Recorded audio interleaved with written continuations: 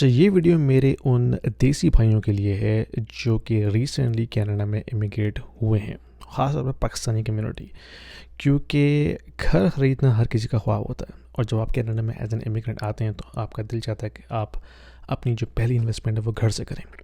क्योंकि घर एक इमोशनल बाइंग प्रोसेस होता है जिसमें आपके इमोशंस अटैच होते हैं। ठीक है, आपको अपनी फैमिली इसमें ग्रो करनी है, आपके बच्चों ने ग्रो करना है, कुछ बच्चों की शादी भी उस घर से होती हैं, तो आपकी बहुत सारी इमोशनल जज्बात जो हैं इस पूरे प्रोसेस के साथ जुड़े हुए होते हैं।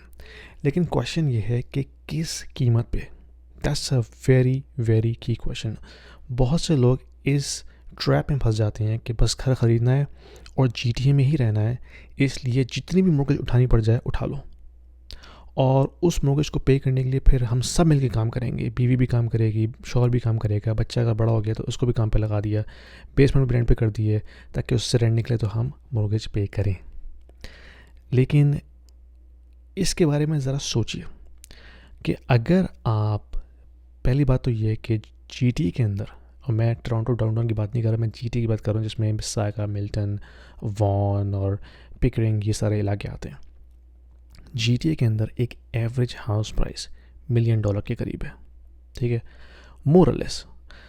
अगर आप 20% भी डाउन करते हैं तो आप $8 लाख मॉर्गेज उठा रहे हैं, और ये मॉर्गेज आप उठाते हैं 25 से 30 साल की ड्यूरेशन के ऊपर।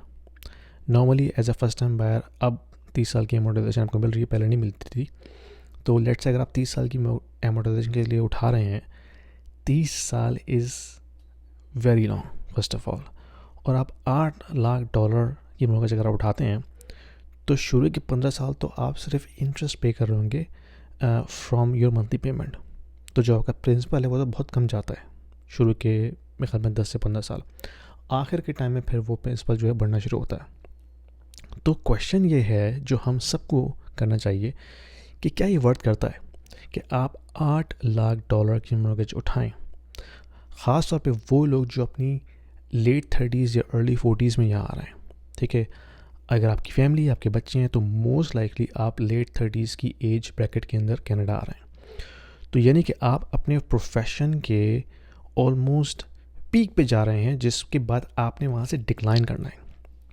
40 के बाद फिर आपका जो है ना वो करियर का पीक आ जाता है, और वहाँ से आपने मज़ीद ग्रो करने का चांस आपका बहुत कम होता है। आपने वहाँ से डिक्लाइन ही लेना होता है, क्योंकि आपकी फ़िज़िकल हेल्थ, आपकी मेंटल हेल्थ, हर चीज़ वहाँ से फिर वीक होना शुरू हो जाती है। ख़ास तौर पे 45 के पास है तो बिल्कुल ये प्रोसेस तेज़ी से बढ़ना शुरू हो जाता है। तो अगर आप इस एज ब्रैकेट में आ रहे हैं और आप यहाँ आके हैवी मॉर्गेज उठा रहे हैं जिसमें आपकी जो प्रोफेशनल लाइफ है वो मुश्किल से 10 से 15 साल रह गई है, that is the biggest risk you are taking. क्योंकि ना सिर्फ आप अपने आप को फाइनेंशियली स्लेव बना रहे हैं, बल्कि आप अपनी आने वाली फैमिली जो है उसको भी फाइनेंशियल ट्रबल में डाल रहे हैं। घर लेना सबका ख्वाब होता है बिल्कुल, लेकिन किस कीमत पे, ये क्वेश्चन सबसे अहम है।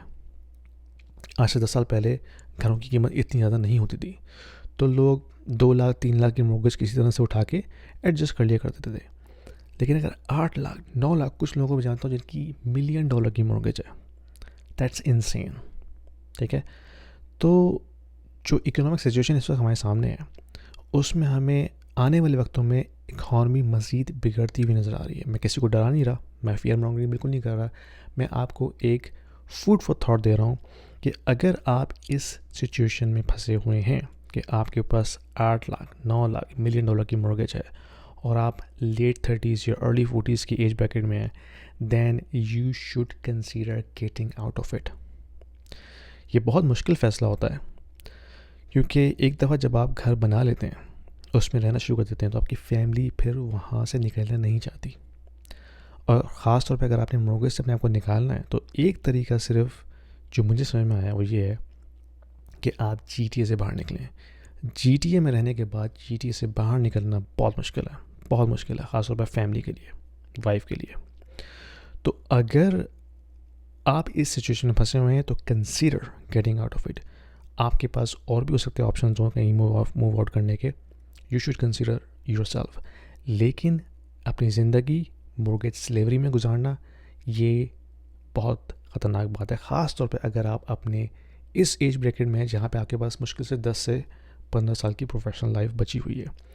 आपका फोकस आपकी फैमिली पे होना चाहिए, आपका फोकस अपनी रिटायरमेंट पे होना चाहिए, और आपका फोकस होना चाहिए कि आपने किस तरह अपनी हेल्थ का ख्याल रखना है।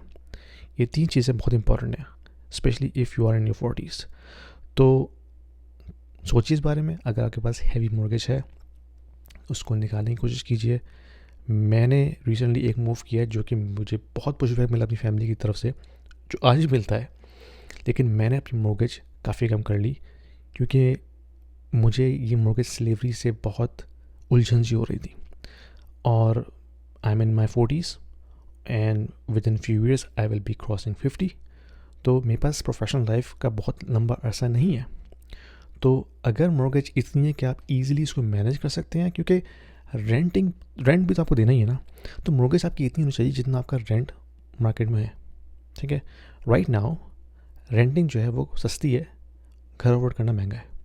घर की मॉर्गेज पे करनी है, घर का टैक्स पे करना है, घर की वेयर एंड टेयर है, ऑल द स्टफ।